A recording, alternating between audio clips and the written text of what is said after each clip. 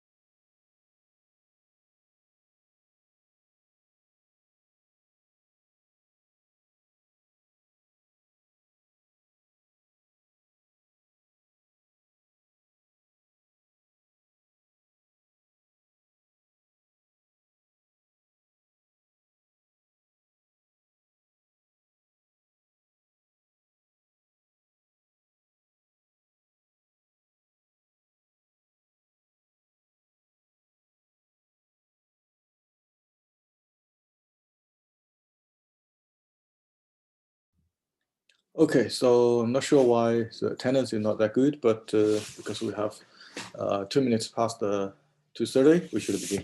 Okay. Yeah. So last time we talked about the data link layer, right? And we actually this lecture is continuing with the data link layer. Okay, we are still in the data link layer, right? But we are talking about like more advanced, devices in the Ethernet. Okay. So previously we talked about hub, we talked about the T connector, right? So these are like a shared media. And also we told you that, these days, Ethernet, right, is actually, it can be looked at as shared, shared medium, but the conflicts is totally avoided, okay, unless you are sending and receiving at the same end, okay? Now, if you're both sending to the same host, then the incoming traffic of that host has to be split, okay? So before switching, there's actually another concept called a bridge, right? Bridging, okay? So bridging and the switching is kind of similar, right? So we will look at the concept of bridging first, and then we will go to switch, okay?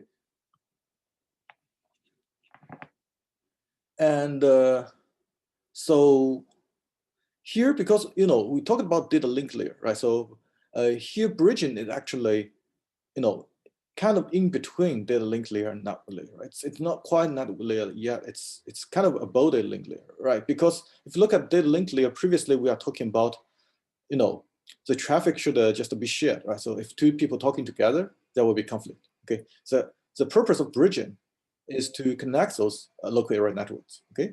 But we don't want to, we don't want to scale in a way that too many people are talking together, right? So basically each LAN, maybe they can be shared in some sense, okay?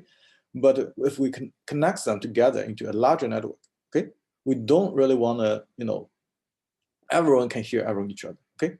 We want to have some structure where if you deliver to that LAN, then the packet will go there. Otherwise, the packet should not go there, right?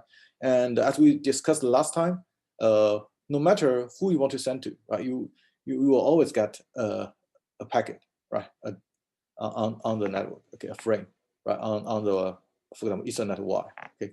This is because it's a shared media. Whether you should receive it, deliver to the upper level protocols, it decides on depends on whether the MAC address of the destination is exactly your network interface card's MAC address, okay. But here, actually, we are talking about bridging, which means you may not even get it simply because the destination not you. Okay, it's going to another subnetwork. Okay, LAN. Okay, local area network. So the function is to route packets between lanes, right? So it's close to the network layer, right? Above the data link.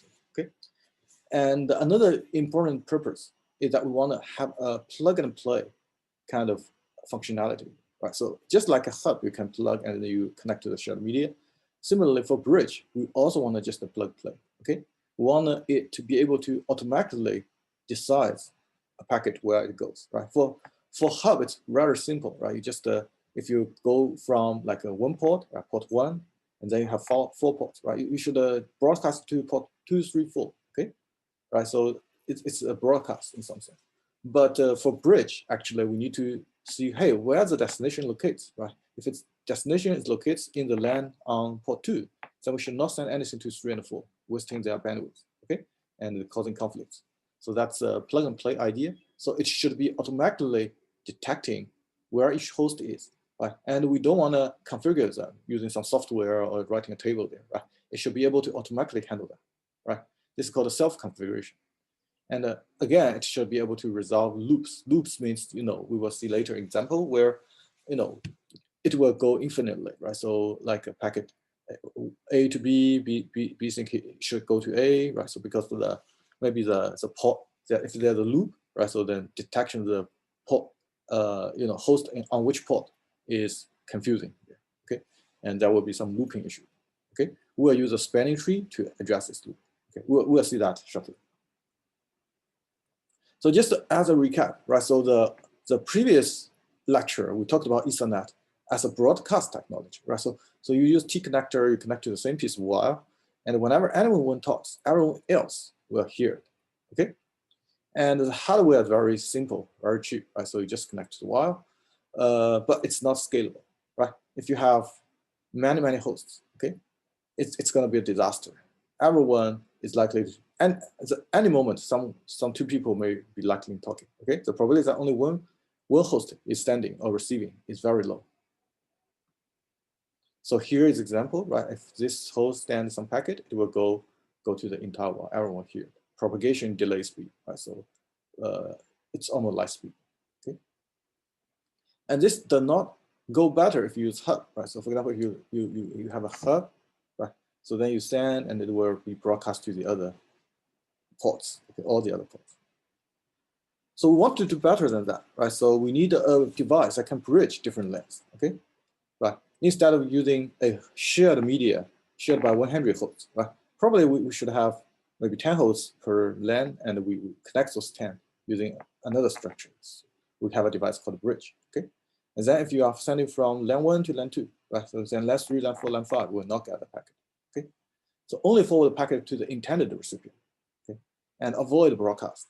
Right? So here, if you send a packet to a hub will broadcast your message, your packet, your frame to everyone else, okay? It will not go back because that's meaningless, right? Well, because, maybe another host is also connecting there, right? Let me see. So this is a subnet, right? So it's possible, if you send back, it's not meaningful, right? Because when propagate taking this time, B can send another packet here, right? If you send it back, then there's a conflict. B has to wait till this clock to be finished, right? So it will send to any other ports other than the coming ports, okay, incoming port. Right? So this also holds for the other structures, including bridge. So what if we send to bridge, right? Let's assume that bridge has a magical oracle tells the bridge that if you are sending a packet from B to C, C should on this port, right? So let's say we have 3 port numbers. Okay, this is port 1, this is port 2, this is port 3, right? On the bridge, okay? And we know that, hey, C is on port 3. Then I will just send along 3. We will not, send to 1. And in this case, for example, we have a D with port 4 is sending to 1. Then they will have no conflict. Okay, so this is the idea why bridge is much better. Right. So you send this, you just go to C. Right. You just go out to port 3 because the bridge has some self, management. It will understand that C is from port 3.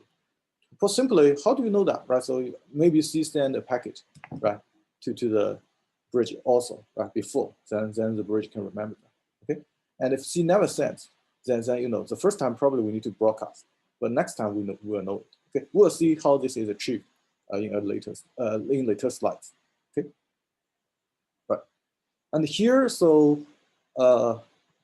why, so if you think about hub is basically the same piece of media, right? Shared media, everyone can hear everyone else, right? If it's a T connector, they can also be, hear each other. Okay, so this can be considered as maybe LAN 1, right? Local area network 1, LAN 2, LAN 3, LAN 4. Okay. Now what we can do is we can connect them using a bridge, right? So that means, for example, if you have a packet that goes from this host, okay, and you want to deliver to this host, okay? It's fine, it will just send us through this port. It will not go here and here, okay? They can communicate in the meanwhile, right? So without any conflict, right? So this is the idea. So for sure, bridge, limit the size of the collision domain, okay? Right, you only send to here, you will not collide with these two shared media, LAN area, local area network, okay?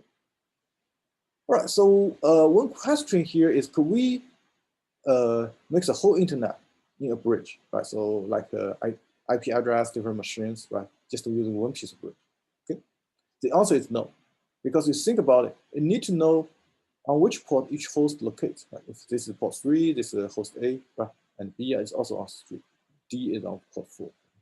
Right? Remember this information means you need to remember for every host, okay? For every host in your local area network, right? This is fine because in your local area network, maybe you only have 100 or hundreds of machines, right? That's fine, okay? But in the internet, you have maybe billions or even more than billions, right? So you cannot hold such a large table in this small piece of hardware, okay? So, and the response also will be very slow, okay? So this is the reason that, we cannot make the whole internet in the bridge domain, okay? And another question, well, we can get rid of those shared media. Everyone click to the bridge, right? So connect to the bridge. That's even more ideal, more ideal, right? So everyone, when talk to anyone else, there will be no conflict. Right? Here, if you send here, there's still conflict among these formations. Okay. The answer is actually yes, right? If that happens, this is called a switch. Okay. Switch basically tells you that, just connect to the switch. Okay, and switch will handle it. Right? But switch need many more ports than a bridge. Right? Bridge here we only need 4 ports. But if you want to use a switch to connect those, I think it's 14 machines, right? 7 plus 7. Okay, then you need to have 14 ports. Okay, and that will be a lot more expensive in the hardware, right? So you need to have wired basically everyone to everyone, right? And there's some like a switch, just like a telephone switch, but there's some trigger to connect and disconnect those kinds. Okay, so the piece of hardware will be more expensive, right? You have more ports, right? And nowadays in the data center, or let's say you have a cluster, for example, then it's usually using Ethernet switch. Okay, and the bridge is even not so popular these days. Okay. And let's take a further look. Of course, in the high level, you can still use bridge. Right? Okay, so there's a trade-off, right? Bridges are more complex than hubs. Okay, for hub, it's very simple. Okay, what you do is, if you receive something from port 1, let me see why I cannot. If you receive something from port 1, you just forward to port 2, port 3. Okay, right. If you receive something from port 2, you receive forward to port 1, port 3. Okay, that's very simple logic, right? The hardware can easily wire them in some way. Right? It's like a directed, connection. Right? And bridge is a lot more expensive, right? So bridge has more complex hardware, right? So because if you look at hub, as we said, they operate as a physical link. You think about as the same piece of, the same piece of metal. Right? Bridge is definitely the data link layer, which means you need to check the MAC address and decide where to forward. Okay, so need the memory buffers, right? Because you need to buffer the packets and store and forward. Okay, you need to just store and then check the MAC address and hey, on this port and forward. Okay? So you have the packet processing hardware, right, to check the MAC address, and you need a routing table. Right? The routing table is a little bit different from the routers, right? This is still the bridge or switch, the kind of local area network structure. Okay, but the routing table basically remembers it's a MAC address, not IP routing. Okay? MAC address and the port. Okay, on which port your destination locates. Okay, then you go there.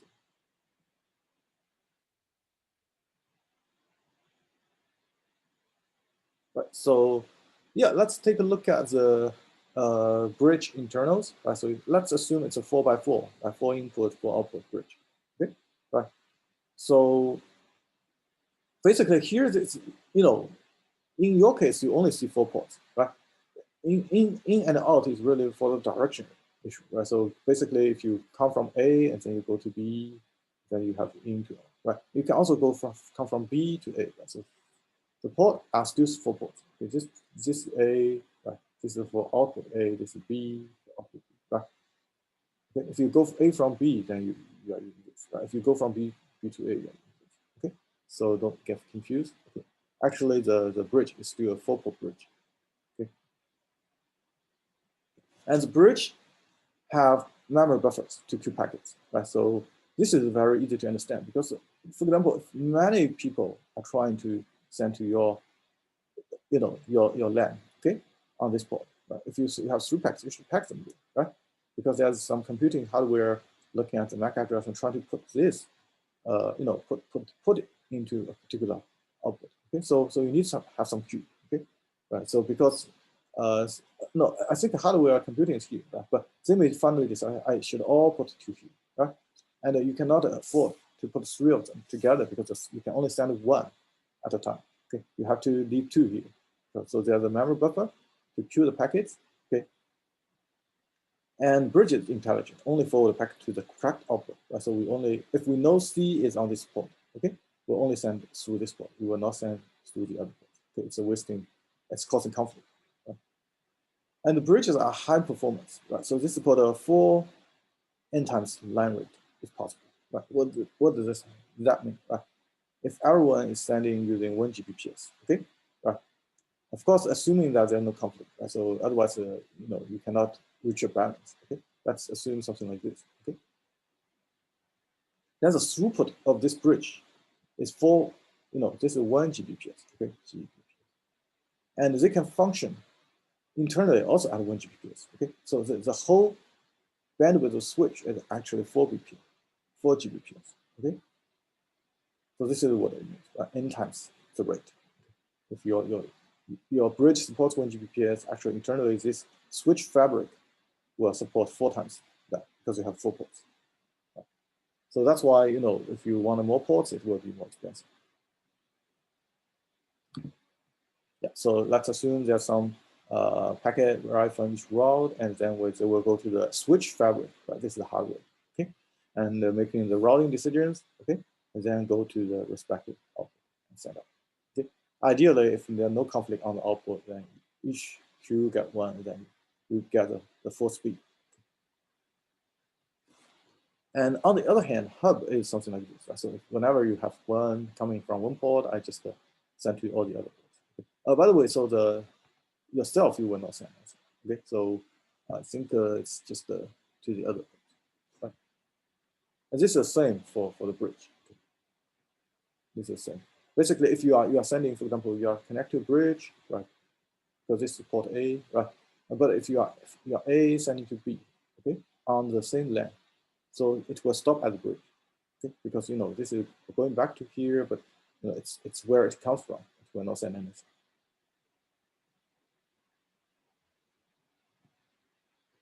Okay, so bridge is the original form of Ethernet switch, right? These days we just buy a switch. Okay, when we connect all the machines to the switch, there's enough port to hold many. Right? Early days, the hardware is expensive, so we do have the bridge, which is each port is not just connected to the host; it's connected to a hub, maybe a subnetwork, okay, and then connect to many hosts. Right? Again, so this is you can connect to multiple local area network at later. Okay, we know that for example Ethernet is 802.3, right? So, but Wi-Fi is 802.11, right? So you might feel why not just those 3, right? Because you can connect to a wireless router and then you have a bunch of laptops. Okay, it's fine. Finally, it need to be connected to the wired structure and then connect to the backbone internet. Right? All the others are wired. Okay, even you are using cell phone, right, and smartphone, they are connected to some base station. Right? Ultimately, the infrastructure is wired. Okay, usually the last link, right, the end link, the last hop is the wireless, right? And so the goals is to reduce the collision domain, right? Because now you don't send to everyone, every port. Okay, you only send to the port that the machine locates. Okay, and this is a complete transparency. Right? What does that mean? So we'll see how to achieve this, by the way. Okay, so it's a plug play, right? So if you decide, hey, I should disconnect this subnetwork and connect to another subnetwork, have more machines, feel free to do so. Okay, this hardware will figure it out. Okay, and it will automatically figure it out and configure itself, configure the routing table. You don't really need to open a table and say, hey, now it changed, right? So these hosts are now not on port 3, and those hosts are on port 3, right? You don't need to do that yourself manually. Okay. So there's no hardware or software change on the host or on the hub. Right? So these can be staying the same. Okay, and it should not impact existing operations. Which means, if you disconnect or you add a new subnet, right? You add a new LAN. Okay, you add a new LAN here. It's totally fine. Okay, subnet is a host. Okay, LAN is just a one structure, and it's still okay, right? So because they will the bridge will learn that, hey, these hosts are now here. Okay, so yeah, so what's the purpose of bridge, right? So it will forward the frames, right, but to the right port. Okay, and it will, more importantly, in order to know that each host is on which port, right? So it need to learn the MAC address. Okay, learn the mapping basically. And finally, we'll see example where we could have loops that cause infinite loop of the packet, right, inside the structure, right, inside the topology network. Okay. So we want a spanning tree algorithm to break the loop. Okay, only send along those tree edges. Yeah, here's the example we talked about, right? So this is an example bridge where we have 8 ports. Okay, you can connect them, right? So to a hub, for example, right? And you can also just connect to one host. That's fine, right? So it's looking like a switch thing. Okay, and you can also, for example, connect to the other one, right? So the T connector, those kinds. Right? So it's fine. Right? The shared media. That's old technology. I never saw it before. I still see hub. Okay, so like you can hub structure is similar, right? It's just many ports. Okay, internally it's different, but the appearance is the same. Okay, you just connect some ports to the incoming port of hub. Okay, and these outgoing ones you connect to the host. It's kind of similar, right? And so here it will learn 3 things in the forward table. Okay, right? So in hub you don't need forward table. It's forward to everyone. Okay, every port. But here internally in this bridge, it will have a forwarding table. Right? This is different from router. Router is saying, hey, the address, IP address, right? But here we have the MAC address. The MAC address is basically, you have a host, right? You have a sub LAN, right? And some host is connected to LAN, right? And it has a network interface card, right? This network interface card has this, okay? And this port is happen to be port 1, okay? Right? And it is detected, right? And then updated into the routing table for 1 minute. So this is okay. So and then maybe you have another one machine in the subnet connector from 2. Okay, it has been there for 7 minutes, right? And you can also have another one, right?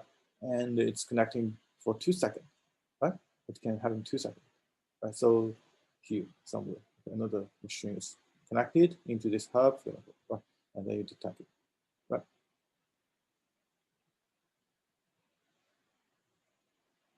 So this is one port. So these are the meanings. Okay. And again, this is what we want to say, right? This is a forwarding table for machine, the network interface card's MAC address to the port. Okay. Right? So this port itself is not connecting the host. Otherwise, it's a switch. Okay. It can connect to 2 hosts. One is AA, right, which is this one, and one is DD. Okay. Right. No matter whether the packet is to AA or DD, we will always send the packet to port A. So that's a routing table. And you can see that if we have a new machine connected and communicate, send things out to the hub, right? So this hub will sense it because it's shared media anyway, right? This port will sense it. It will start to say, hey, this starting tick on the edge, okay? And then that machine is on this port, right? Yeah, these two are on the port. So here, let's take a look at the example. Assume a frame arrives at port 1, right? And if the destination MAC address in the forward table, what we will do is we'll send the frame on the packet output, right? So this is what we just did. But there's a possibility that, for example, you are newly connected and you never communicate with anyone, okay? Right. But after you connect, another machine knows, hey, in my subnet, I should have that machine connected. I know it's MAC address, right? Even though it's newly connected, I will send stuff to that machine, okay? But I don't know which port that machine subnet is connected to, right? And local area network is connected. So what we can do is, if the destination MAC address isn't in the forward table, right? We'll broadcast a frame on all ports, okay, except the port 1, right? So here we are saying, hey, right? So you have a bridge and you have 3 ports, okay? And here this is port 1, okay? If your packet sent to port 1, okay? But by that time, the packet is trying to send to that machine, maybe CC, for example, on port 3, right? But CC is newly connected to port 3, right? So this hardware doesn't know CC is new, but CC has never sent out anything, right? So how do we handle that? Right, so here's the answer. Right? If it's not in the forwarding table, I cannot find the CC port 3, this entry. I will broadcast a frame on all ports except port 1. Basically, we are saying that I will just broadcast it to port 2 and port 3. Okay, this is all received. But this is expensive, right? But that's fine, okay? Because finally, your packet is gonna reach CC, right? And then CC will acknowledge and will respond to you. So, yeah, I think there's an animation. So yeah, so let's just look at the animation. Okay? For example, if we know that we send a packet to port A, and we know that the destination machine is on port 4, we will just send it. Right? But what if a new machine is connected to the subnet as a LAN on port 4? Then you don't know where it is. Okay, you have to forward it to all 3.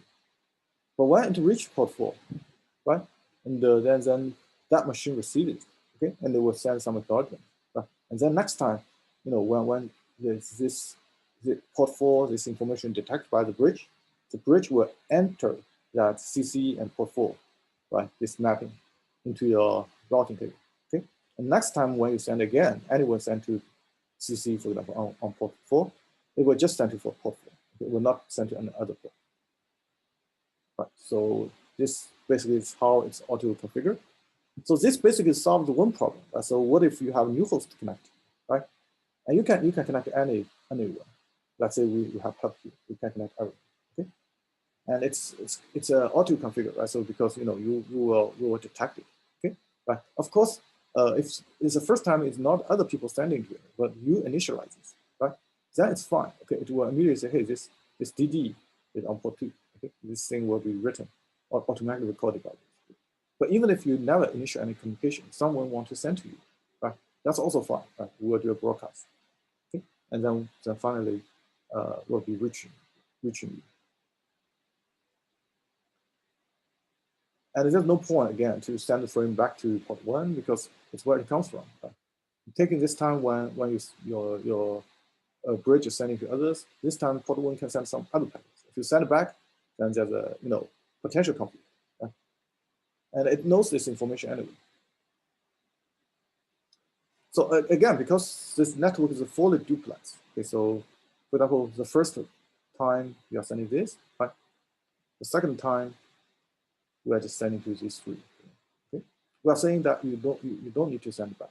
It's not because the red and the blue will conflict, because it's full duplex, because they will not conflict. Okay, so the reason is really you have no guarantee other people are not communicating with this machine, right? And this green and the blue will be conflicting. Okay, and it's always better if you can save this blue, right? There's no point to send back. Okay, so of course we can say that manual configuration is totally possible, right? But it's going to be time consuming, right? You need to record the MAC address, and you need to see which port it's connected to, which subnet, right? So and it's error prone, right? Somehow other people disconnect and connect. Okay, especially if you have a wireless router, right? You can move to the other room, okay? Then you are in trouble, and it's not adaptable. Right? Okay, some people may just leave, other people may newly connect to your network. So instead, we will learn the address using simple heuristic, right? And just look at the source of string that arrive at the port. This is what I just explained, right? If you ever send something like a CC sends something to port 2, and then to the others, right? Then CC port 2 will be in the routing table. Okay, so this is pretty simple. So here's again, these things are all we repeated already. We are still talking about this. For example, if you have a packet send from AA to port 1 and then to somewhere else, okay, then we'll save AA1 here, okay, and starting ticking from 0. So this idea, so this actually perfectly solves this problem. Right? So if new hosts get added, that's fine. Okay, if the new hosts get added, when someone sent to, we will broadcast. When some reply, we will enter this to the state. But the problem is, for example, if this host leaves, right? This like the student disconnect and go home, right? So for example, from this laptop, okay, if this is a wireless router, okay, then you cannot still have this entry here, right? Right. And if this happens and the students come and go, right? So let's say it's a exam room, right? And a lot of people are there, lab room, for example, people connect laptop, but they never get deleted. Okay, this table will grow one way, right? So this is not scalable. Okay? We should have a mechanism to remove it, right? When it's left. Okay? But it's very difficult to control, right? So usually you will not tell when you leave, right? You shut down your machine. You will not tell the bridge I'm leaving. If you can do that, then that's perfect. Right? So, but oftentimes it's not possible, right? Because for example, you leave maybe because you suddenly just go hibernate, like you just leave or you disconnect or you unplug the network wire, okay? Or maybe some misfunctioning in the hub here. Okay? You don't even get a chance to send this information for disconnect. So the design actually does not require that. Okay, we rely on yes, this is example. Right? So if then, for example, port this machine reply, right? BB replies on port 2, so you will have an event. Okay, so this is a simple heuristic to detect which machine on which port. Okay. And we will delete the old entries after timeout. This is a solution. Okay. So we will not require this machine to tell you that you should delete it after you disconnect. Okay, but we will time out, right? After a certain time, if we will automatically delete, let's say 10 minutes. Okay, but that's not a problem at all because if you are still connected, right? Next time, you will be remembered again. Okay, but what happens if you leave, right? If you never send packet again, this is when this is effective, right? Maybe if after 10 minutes, it will be removed. Right? If you are leaving, you will not send anyway. Right? But if you are here, you will constantly send stuff to the port, right? And this time will constantly be reset to 0, okay, and we count. Right? So it's unlikely, the timeout will impact the existing host. While there will be some delay before removing you, right? With a delay, the timeout if you leave. Okay. Here's let me see how many slides we have reached. So here's a more complex example. Let's get more familiarized with the process. Okay, so assume that we have bridge 1, which is this one. We have bridge 2, which is this one. And we are using, let me see whether it's not clear enough. So this machine is AA. Okay, this is BB, CC, DD, E, FF. Okay, maybe let me use a color that is clearer. Okay, so this is AA. So this is AA. Okay, this machine is called AA. This machine is called FF. Okay. So now if we have a packet source is AA, destination F, F basically want to send all the way to FF, right? So we can do something like this. Right. Here the structure, right? So because let's assume, right? So you have 6 machines, okay? But you only have a very weak bridge, which can only have 2 ports. Right? Then you have to connect to this and connect to this, right? So this hub itself will be connected to 2 bridges, okay? But it's fine, right? This is the same medium, right? So in this case, if we send from A to FF, what will happen, right? Let's take a look, okay?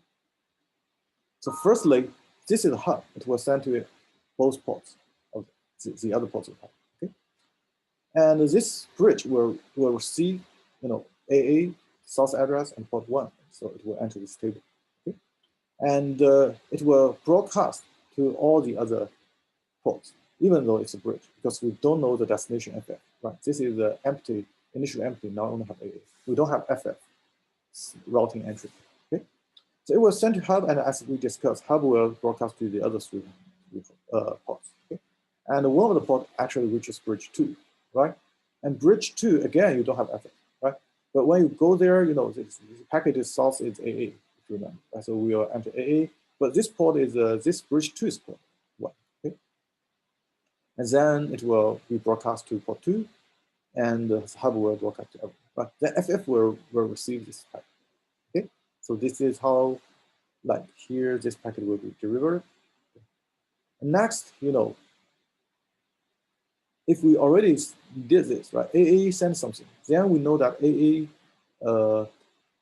to this bridge, AA is on port 1.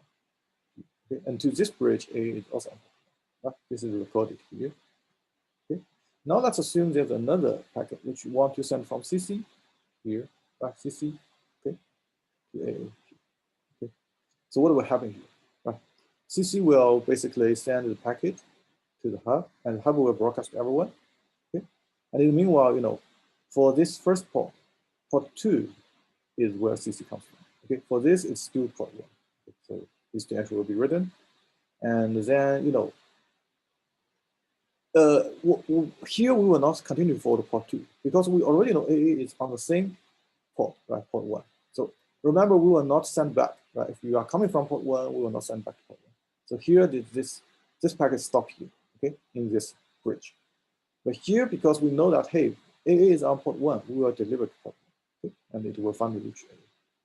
So you can see that now port 2, this traffic is safe. Okay? Just to get some feeling. Okay? This is a simplified example, very small fan out, right? So you don't see much saving here, but in reality, if you have a port, etc., okay, that will be a huge saving. Any questions so far? Feel free to ask if you have any questions. Okay.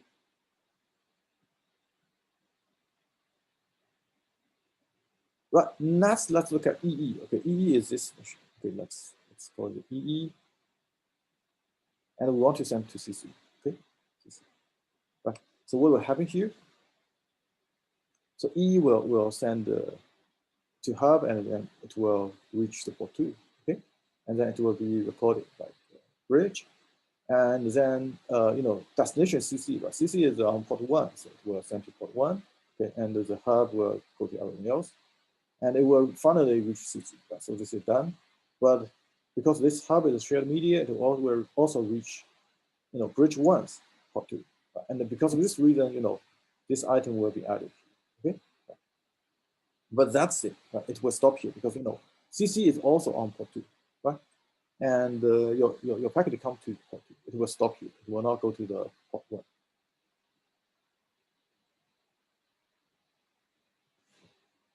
Okay, so these are the previous idea to give you an idea how things are functioning, right? So how the routing table is automatically configured. Okay. And next we have a so-called danger of loops, right? So what does that mean? Okay, let's consider there's a looping structure, right? Like you have port 1 and port 2, right? Each have 2 ports of the bridge, okay? And each of them are connecting to the hub like this particular setting, okay? We'll see that's a problem. Let's take a look at why. Okay? Using the previous scheme of automatically remembering, where the packet coming from. Okay? It's not perfect. Okay? If you have a cycle, or you have a loop, things will break. So let's assume again. Let me make it clear because it feels a bit dark. So this is AA.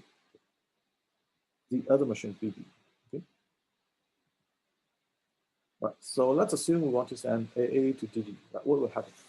So AA will send to hub and it will broadcast to everyone, including BB actually. Right? So then these 2 bridges will remember, hey, AA comes from port 1. Okay. Right. And then they will be delivered to the, because DD is not in the routing table, it will broadcast to port 2. Okay. So because here this is a hub, right? You will not stop there. Okay. You'll come back to here. Okay.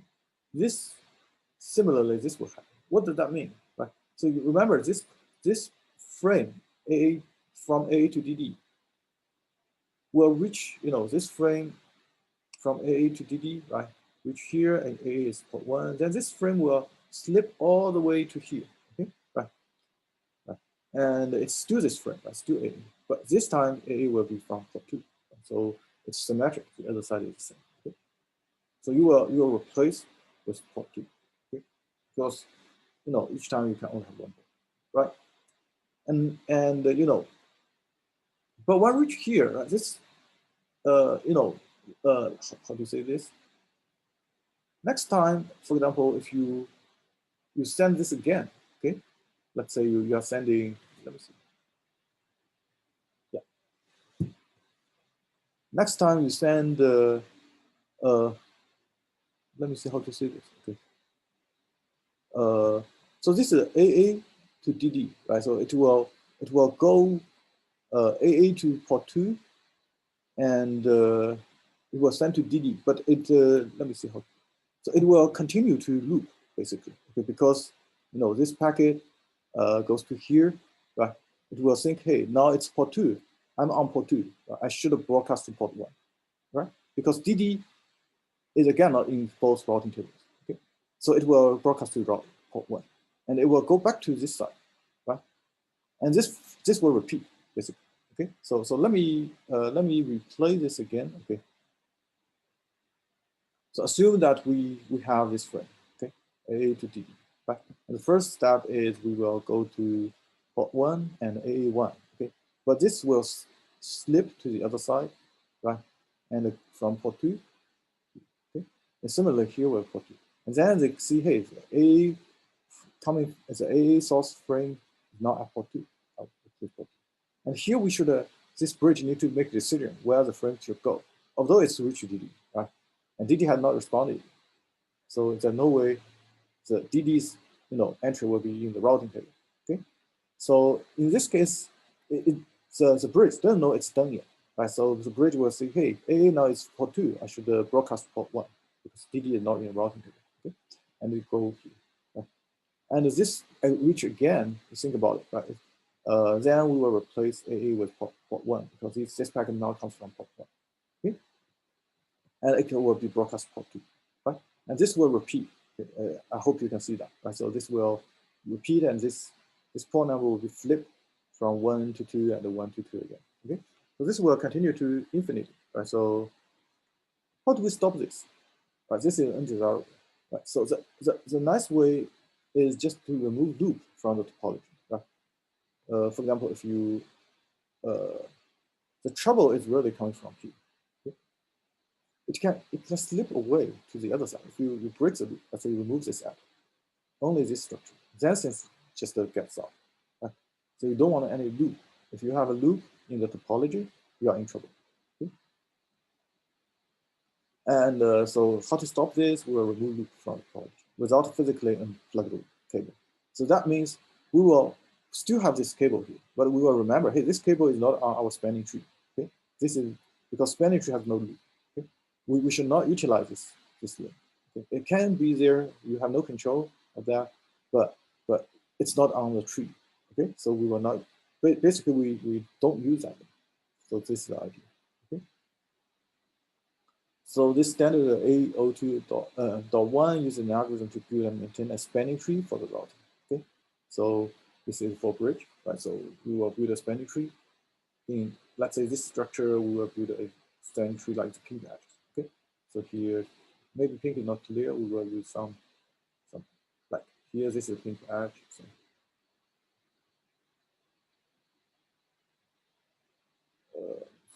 this is a pink edge. We choose this and choose this and choose this and choose this, right? And choose this. Choose this, right? And the other edges we are not using. Okay. So for example, if this edge we are not considering, then there will be no loop. Okay. It can be there physically, but we are not using. Okay. And if you look at this, you can think about it. It's a tree, right? It's a tree structure starting from here. So this is the root, the 5. It has children, which is 3, and 4, and 6. So you can see, oh, there's 2. Not 3. Okay. 2, 4, and 6, right? And if you go back to 2, right? So you can see 2 will go to 3, 3 will go to 7. So 2 to 3, 3 to 7. So this is called a spanning tree. Okay? And how this is constructed, I think we don't have time to cover too many of them. Okay, I think there's still quite some slides. Right. So we will continue next time. Okay, I will take attendance. I see the student number also grow somehow. Right. So next time we might take attendance maybe 250. Okay, so don't come at the last minute.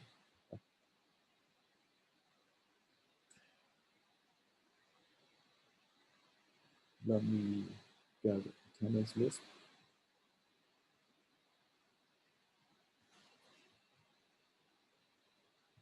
By the way, do you have any questions about what we discussed today? Feel free to let me know. Okay, I can answer questions because we don't have any question today. Somehow. I hope it's because it's clearly explained to you guys. But just let me know if you cannot understand anything. Okay, so we will do a small shifting and we will take them. Okay. Prince Benga. I'm here. Okay, I saw you. Stephen. Here. I'm here. Okay, got it. Let me see the chat. Joe, I hear. I'm here. Okay. Michael, I hear. Michael? No. So if you are here and just missed just let me know. Okay. And Jacob, I hear. Jacob? No. Alex, are you here? Got it. Yeah, I'm here. Corey, are you here? Corey Hill? No. Jackson? Hey, I'm here. Corey, I'm here. Okay, but I so you are using other students' mic, right? So because I see Miller Phillips. I'm here. Yeah, but Corey, are you here? Yes, I'm here. So you both are using the same computer, right? Okay, No. Oh, sorry. Yeah, it didn't pop up somehow. Yeah. Oh, got it. Okay. And yeah, Jackson Hyde. I'm here. Got it. Amanda Keeling. I'm here. Got it. And Anla, if I pronounce It's on. What's up, man? I'm here. Okay. Jackson Man. Sorry. I'm here. Got it. Andrew, are you here? Andrew? No. Nicholas. Are you here, Nicholas? I'm here. Got it. Here. Okay. Darian, are you here? Darian? I'm here. Got it. Viraj, are you here? Viraj? No. Andy, are you here? Andy? Hello, I'm here. Okay. Thank you. Brooklyn, are you here? I'm here. Okay. James, are you here? James? I'm here. James, you're here? Right. Okay. You see the chat. Angus Wang, are you here? Angus? No? Okay, so yeah, this time we take a little bit more sampling, right? So I think for the 534, we'll take attendance next time. Okay, so we'll sample randomly. Okay, next time maybe we use this list. Right. Okay, so that's all for today. Thank you, and have a good day. If you have any question, just let me know. I will be here for a few minutes. Okay.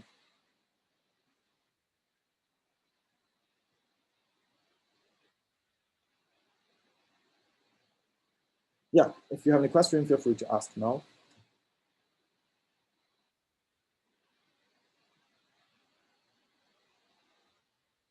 Okay, it seems that you don't have any question, then I will disconnect. And if you have any question, just let me know, okay, by email. And you can also go to the TA hours and send email to the TA. They will help you. Okay. Thank you.